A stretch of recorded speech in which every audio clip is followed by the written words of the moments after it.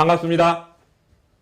이제 23번째 강의 시작되는데 오늘의 주제는 교단원법의 법적 지위에 관해서 함께 의견을 나누고자 합니다.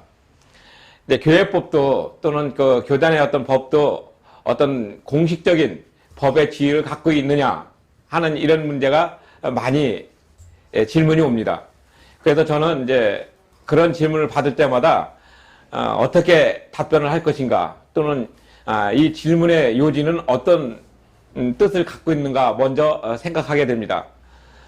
교단원법은 보편적으로 공법적인 지위를 갖는 것이 아니라 교회 내부에서 있는 사법적인 영역이 분명히 있습니다. 근데 이제 그러한 것들을 이제 잊고서 이제 공법적인 지위로 모든 것을 이제 이렇게 규율한다고 하는 그런 생각을 가지시는 분이 많이 있는 것 같습니다.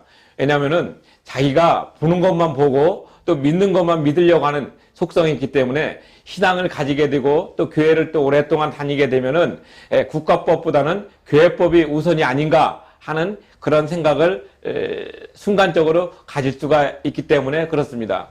실제적으로 교회 생활을 오래 하신 안수 집사님이나 장로님 그리고 권사님 되시는 분들이 이제 강의를 이렇게 제가 나가가지고 이렇게 질문을 받게 되면은 이제 모든 것이 교회법이 만사 형통으로 되는 걸로 생각하시는 분도 없지 않아 있습니다. 그럴 때마다 저는 이 교회법은 우리 교회 내에서 이렇게 통용되는 어떤 그런 법이지 결코 그것이 공법적인 관점에서 통용되는 그러한 것은 아닙니다. 대신 그런 그 도덕과 윤리적인 관점, 그 다음에 신앙적인 관점에서 교회 내부를 가장 이렇게 효과적으로 기준을 세워주는 그런 법의 기능을 한다고 말씀을 드립니다. 그러면은 처음에는 좀 이렇게 반신반의하다가 구체적으로 그러한 것들을 다양하게 설명을 해주면은 그제서야 그런 거구나 하고 이해를 합니다. 이런 그 현상이 나오는 가장 주된 원인은 무엇이냐면은 우리가 법이라는 것을 항상 생각하면서 사는 것이 아니라 이렇게 소위 그 상대방한테 어떤 해코지라든지 피해를 안 주면서 살게 되면은 그게 다 좋은 법으로 사는 걸로 인식돼 있고 또 사실 그렇게 많이 살아오는 것이 보편적입니다. 우리가 어떤 일을 행할 때마다 이것은 법에 저촉이 되는가, 이것은 법에 어디에 해당되는가 따지면서 살고 있지는 않습니다. 물론 이제 그런 것을 따지게 될 때는 어떤 이권 관계라든지 또는 어떤 그 일에 잘못된 것과 잘된 것을 구분하는 경계선적인 역할을 할 때만 이제 법을 이렇게 많이 적용하는 경우가 많기 때문에 그렇습니다. 이 교회법은 보편적으로 법적으로 따진다면은 비법인 사단으로서 기능을 하게 되는데 교회법을 먼저 이해를 하려면 교회가 어떤 성질을 가지고 있느냐 그것을 먼저 이해하는 것이 선행 조건이 됩니다. 교회는 이제 그 민법적으로 비법인 사단으로서 규정이 되어 있습니다. 그리고 우리나라의 그 대법원 판례를부터 시작해서 전통적으로 이렇게 인정되어 온 것입니다. 비법인 사단이라는 것은 이제 그 법인은 이제 주무관청의 허가를 얻어서 설립하는 거지만 비법인 사단은 주무관청의 허가를 얻지 않습니다. 그러나 그 법인이 갖춰야 될 여러 가지 요건을 다 가지고 있어야지 됩니다. 예를 들어서 먼저 그 상호가 있어야 되겠죠. 네, 교회로 얘기한다면 교회 이름이 있어야 되고 두 번째는 그 교회의 소재지가 있어야 됩니다. 어느 동네 또 무슨 동 이렇게 정확하게 번지수까지 규정이 돼 있고 세 번째는 그 교회가 어떤 것을 행하고자 하는 목적과 비전이 있습니다. 대부분 이제 그 법인에서는 그 어떤 그 모임의 그 성격을 규명하고 앞으로 어떻게 발전시킬 것인가 하는 비전 또 목적 이런 것을 적어놓는 것과 똑같습니다. 그리고 이제 그 다음에는 이제 각 모임의 성격에 따라서 조금씩 다르지만 우리 민법에 보면 민법 제40조의 그 사단법인의 정관이라든지 또는 그 법인 설립의 준칙 이건 31조인데 여기에서 보면은 이제 목적과 명칭 그 다음에 이제 사무소의 소재지 그 다음에 나타나는 것이 그 자산 규정 그 다음에 임원의 그 규정 이사 임명과 파면 그다음에 또 해산 절차, 또 이런 모든 것들이 다 이렇게 필수적인 기재 요소로 규정하고 있습니다. 그래서 이제 교회도 그러한 것에 준해 가지고 이렇게 전부 정리를 하고 있습니다. 왜냐하면 이제 교회도 이제 한 사람이 있는 것이 아니라 구성원들이 모여가지고 하나의 모임을 가지고 목적을 가지고 모이는 것이기 때문에 비법인 사단으로서의 어떤 그 성격을 가지고 나가는 것이 그 교회법의 기본 틀이고, 그 교회법이 또 그 운영이 되고 또 적용이 되려면 공간이 필요합니다. 그것이 바로 교회가 됩니다. 그래서 우리가 하나님의 나라, 곧 하나님의 법과 세상법이 이렇게 상충되는, 또는 이렇게 같이 부딪히는 곳이 바로 교회라고 할 수 있는데, 어떤 사람들은 이제 하나님의 법을 너무나 우선적으로 보다 보면 이제 실정법적인 것을 좀 무시하는 경우가 있고, 또 어떤 분은 또 교회에 대해 어떤 실정법적인 것을 너무 강조하다 보면 또 하나님의 법을 또 무시하고 하는 경우가 있습니다. 그래서 우리는 이 두 양자를 잘 균형 있게 판단하고 또 바라볼 수 있어야지 되고, 또 그러한 그 규범을 이렇게 정리해 놓은 것이 바로 교회 헌법입니다. 그리고 교회 헌법이 있으면은 바로 이제 그 밑에 이제 노예 규칙이 있고, 그 다음에 각 지교회 정관이 있게 됩니다. 정관이라는 것은 각 지교회가 어떤 목적을 가지고 이렇게 독립적이고 또 투명하고 민주적으로 운영할 수 있는 운영의 주체를 규율하는 법이 되는 것이죠. 예를 들어서 가정에는 또 그 아버지와 엄마가 만나서 우리 가정은 그래도 겸손을 가훈으로 삼겠다, 또는 뭐 이렇게 어떤 명예를 가훈으로 삼겠다, 또는 성실을 가훈으로 삼겠다, 이렇게 하지 않습니까? 그럼 그 가훈에 따라 가지고 예를 들어서 명예를 가지고 있겠다 하면은 아버지의 이름에 또 조상의 이름에 먹칠하는 그런 사회적인 일탈을 하지 말아야 된다. 그래서 반듯하게 언어를 써야 되고 행실도 바르게 갖고, 그래서 저 사람은 그래도 뭔가 배우고 삶의 가치를 아는 사람이야 하는, 이렇게 해서 명성을 듣기를 원하지, 저 사람은 좀 틀렸어, 뭐 법도 안 지키고 뭐 무법천지야, 이런 얘기를 들으려고 하는 건 아니지 않습니까? 그 마찬가지로 가정에서도 이런 것이 있듯이 그것이 좀 확대되면은 하나의 그 자기 친척들이나 또는 조직으로 연결됩니다. 친척들하고 연결되면 이제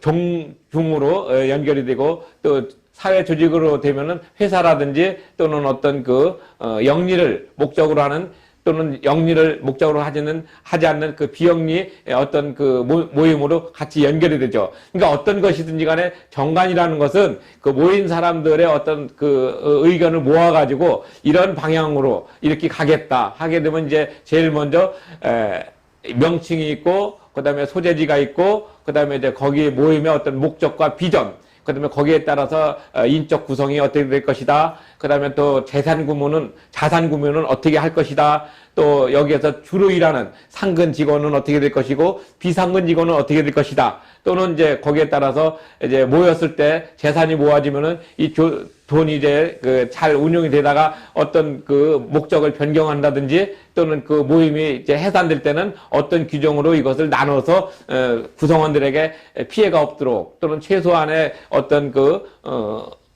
권리를 보장해 줄 수 있도록 해야지 되는데, 그것을 이제 구체적으로 얘기하고 또 그런 것을 이제 규정에 맞도록 적어 놓은 것이 바로 정관입니다. 예를 들어 가지고 이제 교회가 이렇게 목사님이 자기 전셋돈하고 또 퇴직금하고 다 합해가지고 예를 들어서 1억을 가지고서 설립을 했어요. 그래서 한 10년쯤 있다가 재산이 불어가지고 한 1억 5천만 원으로 불었는데, 어떻게 실수를 해가지고 또는 딴 쪽으로 옮겨질 때 그 재산을 이제 나눠야 될 때가 있습니다. 그때는 이제 목사님이 1억을 냈다고 해서 1억을 먼저 이렇게 제하고 5천만 원 가지고 구성원들 n분의 1로 나누는 것이 아니라 1억 5천만 원 전체를 n분의 1로 나누는데, 이제 목사님 입장에서는 내가 좀 더 전세금하고 또 퇴직금하고 이런 걸 많이 냈기 때문에 더 많이 갖고 이렇게 나누려고 하는, 그러다 보니까 이제 사소한 분쟁이 생기게 되었습니다. 1993년도 이전에는 이런 것들은 어느 정도 통했었는데, 그 이후에 부산 영락교회에서 있었던 소유권 명도 소송 이런 것에 의해 가지고 이제 이런 부분들에서 법리적으로 구분이 됐어요. 그래서 2006년도 신서교회에서 있었던 대법원 판결에서 교회의 재산은 이제 총유로 한다. 그래서 모든 교인들, 그러니까 그 원입교인들 말하는 것이죠. 그 사람들의 의견을 가지고서 교회 재산을 처분할 수 있다, 이렇게 판결을 내려줬어요. 물론 이제 그전에는 이제, 교회가 나눠진다든지 또는 교회가 어떤, 분란에 휩싸였을 때 그 재산권 다툼이 이제 그 소수자들에게 교회의 정통성을 지키는 사람들한테 귀속이 되고 또 그 교회의 반감을 갖거나 또는 불만을 가진 세력들이 나가게 되면 그 사람들은 권리가 없었어요. 그러나 그 나간 사람들이 이제 3분의 2 이상 되는 다수가 됐을 때는 소수자는 그 다수에 합류하든가 아니면 자기의 그 소신을 지킨 종교적 자유를 찾아서 다른 곳으로 갈 수 있도록 이렇게 정리를 한 사건이 바로 2006년도 대법원 전원 합의체 판결 사항입니다. 그래서 이제 교회법이 이제 이런 형태로 연결된 것은 이제 교회법 자체에서는 재정에 관한 어떤 그 법률은 없습니다. 그래서 민법을 우선 준용하고 민법을 준용하고 난 다음에 이제 정관을 갖다가 들여다보고 그다음에 또 정관도 미비할 때는 이제 관습이나 또는 조례에 따라 가지고 정리를 하는 것이 이제 일반적으로 통용이 되게 되었습니다. 물론 이제 아까 말씀드린 대로 그러한 것들을 이해하지 못하면은 먼저 하나님의 법을 먼저 이렇게 적용한다든지 또는 실정법을 적용해 가지고 한쪽을 이제 불균형적으로 만드는 경향도 없지 않아 있었지만 이제 1993년도 대법원 판결과 2006년도 대법원 판결에 의해 가지고 이런 그 교회 내에서의 그 재산권 다툼이라든지 또는 그 교회 탈퇴와 또 교회 어떤 그 분란을 합리적으로 그리고 그 시대에 맞도록 정리한 아주 기념비적인 판결이 되어 있기 때문에 이 판결에 의거하여서 이제 그 다음 여러 가지 그 교회 내부적인 문제나 또 민사적인 문제의 기준으로 삼고 있습니다. 물론 이제 제 책에도 그런 부분을 아주 요약을 잘 해놓고 정리해놓은 도표가 있습니다. 그래서 이제 우리가 교회헌법이 법적 지위가 어떤 것이다 하면은 항상 교회헌법은 교회 내부적으로는 가장 큰 상위의 규범이지만 전체적으로 봤을 때 국가법적이나 공법적인 관점에서 봤을 때는 사법이라는 사실을 먼저 전제해야 됩니다. 그래서 항상 그 교회법도 이제 정관이 중요하다고 말씀을 드렸지 않습니까? 그럼 그 정관도 그 상위 법인 그 노예 규칙이라든지 교단 헌법에 어긋나지 않도록 해야지 됩니다. 우리 헌법도 보면은 이제 제일 처음에 이제 헌법에 그 위임을 받아서 법률이 만들어지고 법률이 만들어진 다음에는 이제 대통령령이나 또는 장관, 부령이라 또는 조례라든지 또는 규칙이 이렇게 하위적으로 만들어집니다.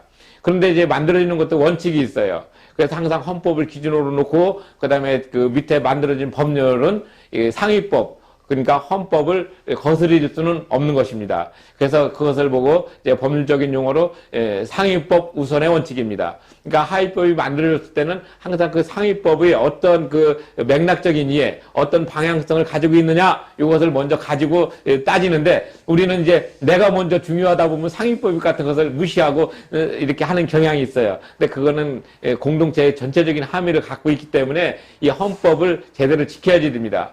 또 요즘처럼 헌법적 가치가 많이 우리가 들리지 않습니까? 그래서 이제 국회에서 어떤 일을 할 때는 헌법적 가치를 훼손했느냐 안 했느냐 이거 가지고 서로 법리 다툼을 많이 하는 것도 볼 수가 있어요. 물론 이제 법률은 늘 상위법을 이렇게 거스르지 않는 범위에서 만들어져야 되고 또 그렇게 법률도 만들어주다 보면 또 어떤 현상이 일어나면 그 법률을 만들었는데 특별하게 어떤 부분을 더 이렇게 고민해야 될 필요가 있어요.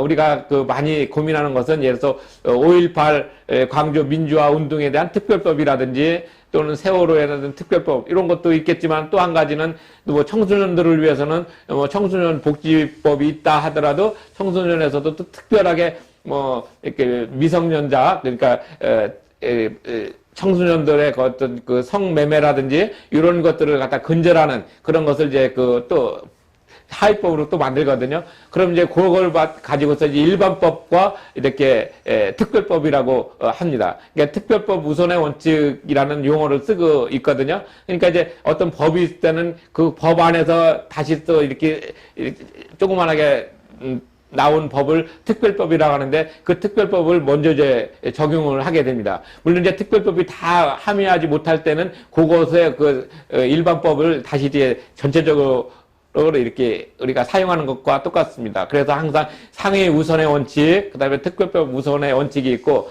그 다음에 또 이제 중요한 거는 시대가 가면서 이 법이 바뀌지 않습니까? 그럼 새로운 법이 만들어지는 것을 신법이라고 합니다.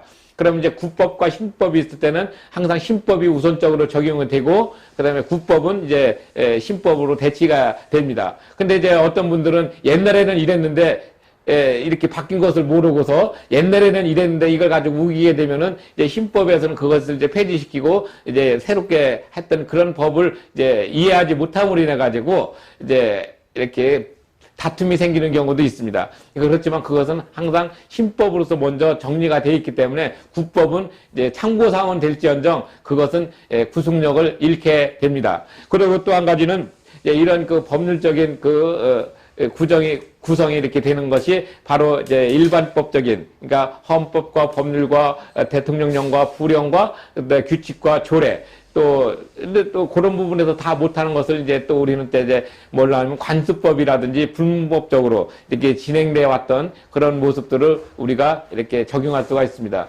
그래서 관습법으로서 가장 유명했던 것은 이제 우리가 뭐라고 표현하나, 흰 행정 수도를 할 때는 이제 관습헌법으로서 이제 판결을 내렸던 유명한 것도 있습니다. 이처럼 법이라는 것은 이제 그 구성원들이 어떤 그 생각을 갖고 있느냐, 그리고 어떤 방향성을 가지고 있느냐, 또 이런 여러 가지를 구분하고 또 여러 가지를 이렇게 감안해서 법을 이제 포괄적으로 만들어지기 때문에 법은 웬만해서는 잘 바뀌지 않습니다. 그래서 법을 자주 바꾸게 된다는 것은 법적인 안정성을 저해하는 요소가 되기 때문에 극히 조심해야 됩니다. 그래서 법을 바꿀 때는 정말 이 법을 바꿨을 때 기존의 법보다 적어도 뭐 한 5배나 10배나 이렇게 월등하게 높지 않으면은 잘 안 바꾸는 경향이 있어요. 그 법이 상당히 보수적이면서도 수동적이지만 또 어떤 때는 그것이 하나의 그 기준을 늘 채워줌으로 인해서 흔들리지 않는 그런 모습을 우리가 이제 표현할 때는 법적 안정성이라고 얘기를 합니다. 그래서 이제 교회도 교회 헌법이 지난 1907년에 처음으로 이제 5개 분야로 만들어졌지 않습니까?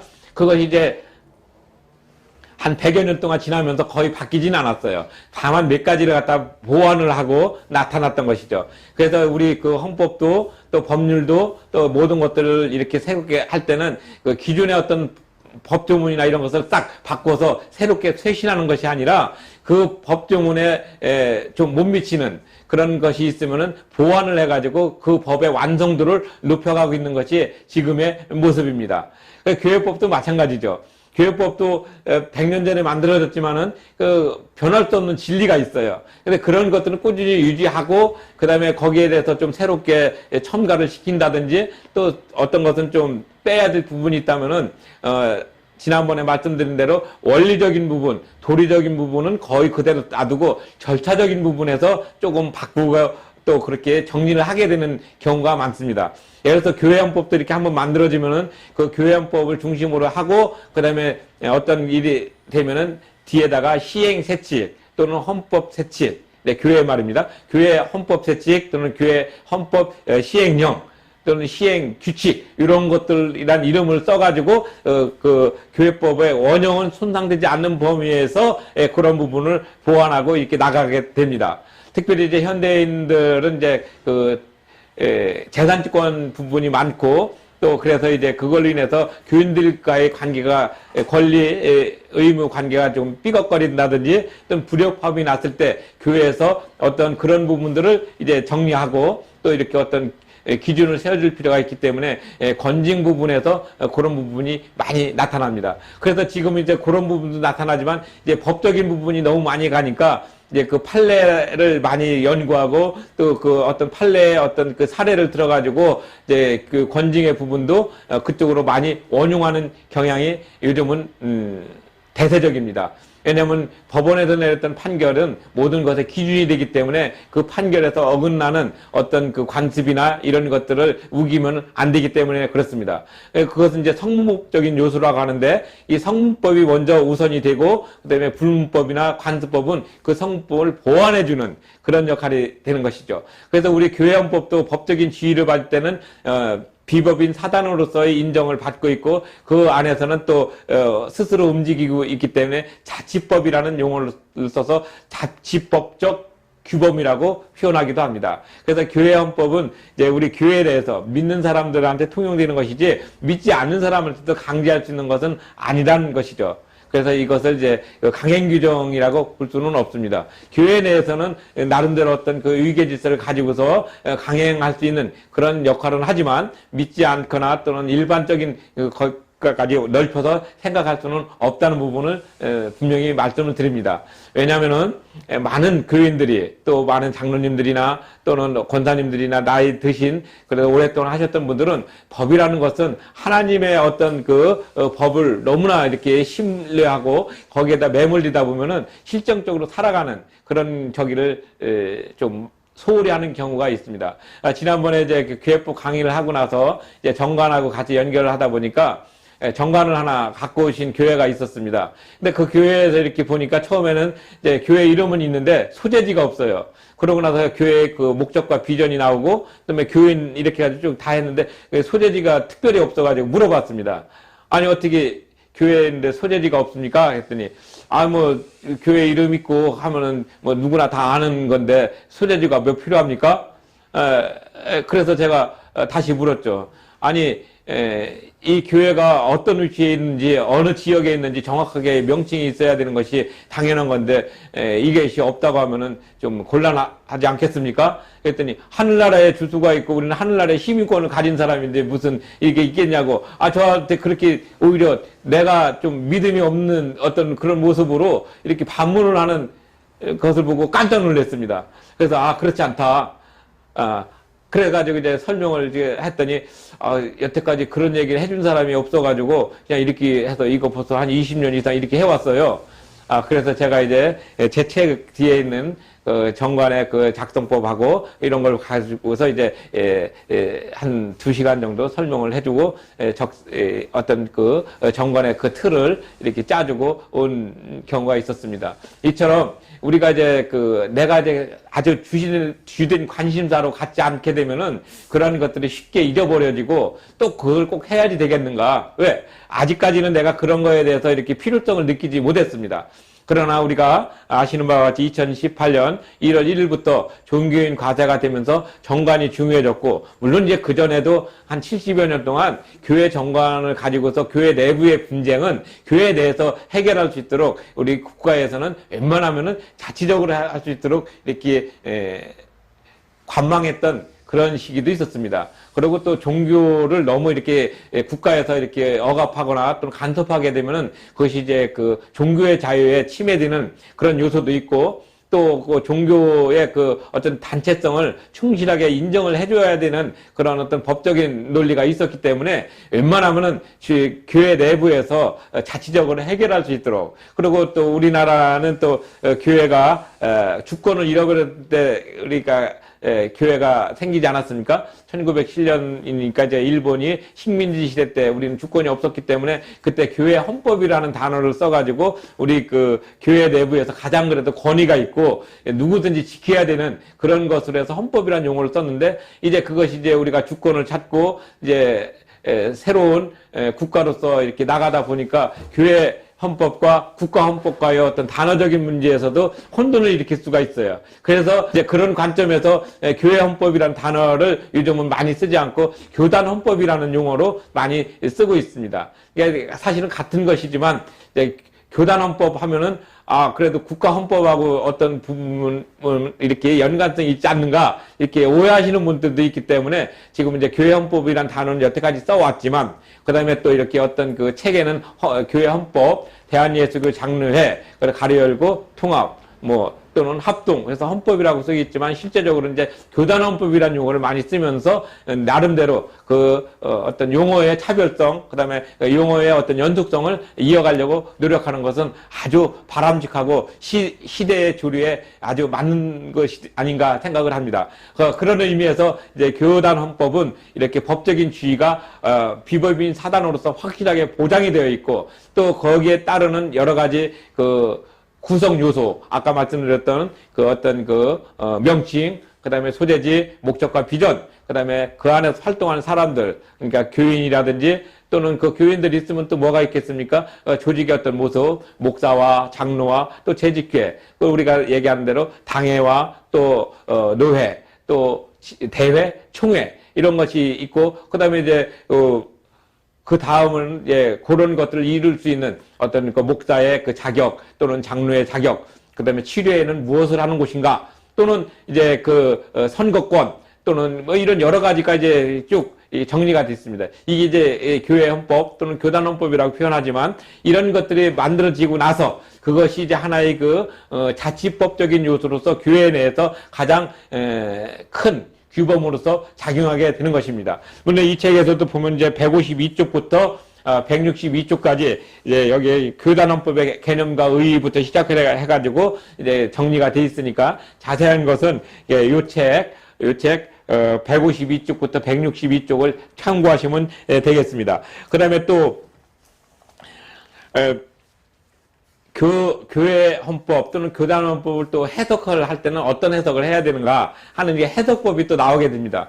그러면 해석이 하면 뭐 무권 해석이 있다, 유권 해석이 있다, 또 여기 있는 대로 또 입법 해석 또는 행정 해석 뭐 여러 가지 해석법이 있습니다. 근데 이런 해석법은 이제 그 국가 헌법을 이렇게 연구할 때는 그런 것들이 적용되지만, 교회에서는 그런 것들을 아주 엄밀하게 적용하는 것이 아니라 그러한 그 맥락적인 취지를 가지고 조금씩 이해하는 정도로 얘기를 하고 있습니다. 근데 우리가 보편적으로 이제 보면은 어떤 것은 이제 그 문맥을 가지고 따지는 그 학리 해석 또는 논리 해석이 있고, 또 어떤 경우는 이제 이거는 권한이 있는 기관에서 해석을 해주는 것인가, 아니면 스스로 자의적으로 해석하는 것인가 하는 이런 여러 가지 그 방법들이 있습니다. 그러나 우리가 제일 중요한 것은 이 교회 안에서 교회 해석이라는 것은 교회법 자체가 가지고 있는 어떤 그 틀이 있습니다. 그것은 바로 하나님의 법을 지향하고 있기 때문에 그 하나님의 법의 맥락 속에서 이 어떤 단어를 이해를 해야지 되지, 그런 그 어떤 단어라든지 한 조문을 가지고서 전체를 이렇게 얘기하면 안 되죠. 아까 말씀드린 대로 어떤 조문이 있을 때는 그 상위법적인 조문이 무엇인가, 그 다음에 그 상위법적인 조문이 어떤 것을 바라보고 있는가, 이제 이런 것들을 우리가 생각해야 되는데, 이 법적인 어떤 부분에서는 너무 그런 것들을 간과하고 이제 그 어떤 그 조문을 중심으로 얘기를 하다 보면은 이제 좀 해석은 부분적으로는 맞는데 전체적인 틀에서는 좀 어긋나거나 이렇게 조화를 이루지 못하는 경우가 많이 있습니다. 그래서 사도 바울도 항상 그 교회 안에서 어떤 문제가 있을 때는 교회 내에서 정말 은혜스럽고 덕스럽게 나가되 올바로 해라 하는 이것을 전제를 해야 되는데, 이 올바로라는 단어를 빼버리고 교회 내에서는 믿음으로 이렇게 덕스럽고 은혜스럽게 나가야 된다, 그렇게 하다 보니까 나중에 어떤 일이 생길 때는 그때 올바로 해놓지 않았던 것이 동티가 나가지고 아주 교회를 힘들게 하는 경우가 많았습니다. 예를 들어가지고 사도 바울 있을 때도 뭐 나는 아볼로파다, 나는 베드로파다, 나는 그리스도파다, 나는 뭐 바울파다 하면서 서로 자기가 주장하는 논점이 옳다고 이렇게 하면서 이렇게 소위 분쟁이 좀 있었습니다. 그때 항상 사도 바울은 그런 얘기를 하죠. 어떤 그 부분에 특정한 것에 매몰되지 말고 이것이 갖고 있는, 그러니까 우리가 예수 그리스도 안에서 하나의 공동체에서 거듭났던 그것을 먼저 생각하게 되면은 우리가 이렇게 실천적으로 행동하는 이런 모든 것들의 규율은 다 그래도 소화가 되고 또 그 안에서 정리가 되지 않겠는가 하는 그런 것을, 그런 취지로 얘기를 했던 것이죠. 근데 우리는 이제 그런 부분들을 이제 좀 낡았다고 생각해서 바꿔야 된다고 생각을 많이 하는 경향도 있습니다. 그러니까 내가 이제 생각해서 틀리고 잘 안 맞으면은, 내가 모르는구나, 내가 저런 관점도 있어, 저렇게 이해할 수도 있어, 이거를 먼저 생각해야 되는데, 이제 자기 고집을 먼저 피다 보면 헌법 조문이 낡아가지고 이렇게 만들었다, 시대에 어긋났다, 또는 뭐 뒤떨어졌다, 그러면서 이제 바꿔야 된다 하는 그런 좀 급진적인 얘기를 하시는 그런 장로님도 많이 계셨습니다. 그때마다 저는 그렇게 얘기를 하죠. 물론 이제 바뀌어야 되는 것은 분명히 있습니다. 그리고 변화된 어떤 삶을 반영하는 그런 것도 필요합니다. 그러나 이것이 과연 하나님의 법에 어긋나지 않는다면은 이대로 그대로 두면서 우리가 우리의 삶을 스스로가 우리가 변해야지 되지 않겠습니까? 이제 이렇게 얘기를 하지만은 제 얘기는 원론적으로는 맞지만 너무 이렇게 활동력이 좀 약하다는 걸로 조금은 이제 그 배척당하는 경우도 없지 않아 있었습니다. 그러나 저는 그런 것에 어떤 그 연연하고 싶지 않고 항상 큰 줄기가 어떤 거다. 그 줄기 속에다가 속해 있는가 아니면 벗어나 있는가. 이 교회 헌법 또는 교단 헌법이 바로 법적인 지위가 바로 그런 역할을 해주는 겁니다. 그러니까 우리 공동체 안에서 교회 안에서 나오는 이 사람들이 과연 그리스도 안에서 이것이 하나로 뭉쳐서 꾸준히 갈 수 있는가 하는 이런 그 어떤 울타리 역할을 해주는 것인데 이 울타리를 벗어나 가지고 자꾸 얘기를 해요. 그래서 얼마 전에 유명한 그 어떤 그 판결이 하나 나왔던 것을 소개한다면은 이제 그 어떤 그 종교 이념으로 만들어진 그 학교에 성소수자가 가가지고 학칙이 너무 이제 성소수자를 보호하지 못했으니까 그것이 잘못됐다 해서 이제 이렇게 소송을 걸었어요. 근데 이제 법원에서는 어떻게 판결을 내줬냐면은 대학교 교육은 얼마든지 선택해서 갈 수가 있는데 하필이면은 이곳에 와서 이것이 잘못됐다고 이렇게 따진다면은 당신은 다른 데도 충분히 갈 수 있는 선택권이 있음에도 불구하고 여기 와서 이렇게 하는 것은 이 학교에서 내세우는 어떤 종교적인 이념, 종교적인 신념, 그다음에 그런 부분들을 순응하는 어떤 전제 조건으로 이 학교를 들어온 것이니까 이 학교 학칙에는 잘못이 없다 이렇게 판결을 내려줬어요.